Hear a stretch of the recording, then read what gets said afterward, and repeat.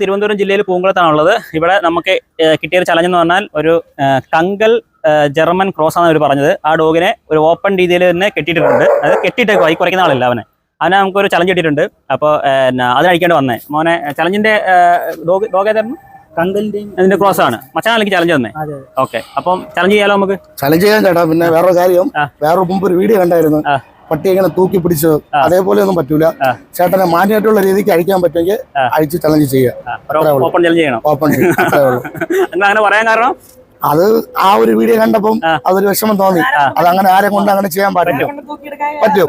ചേട്ടൻ ചെയ്യാൻ പറ്റുമെങ്കിൽ ഓപ്പൺ ആയിട്ട് ചലഞ്ച് ചെയ്യാം. ഡോഗിനെ അവിടെ കെട്ടിയിട്ടേക്കാണ് കേട്ടോ. അപ്പോൾ ചലഞ്ച് നമ്മുടെ അനന്തു ആണ്. അനന്തു അല്ലേ പേര്? അനന്തു ആ ഡോഗിന്റെ അഗ്രഷനും കാണിച്ചിട്ടുണ്ട്.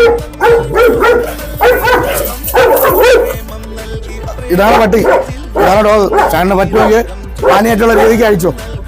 പൊക്കിയെടുക്കാൻ പറ്റൂല. തൂക്കിയെടുക്കാനാണെങ്കിൽ നമ്മ കൊണ്ടുവിടെ പയ്യന്മാര്.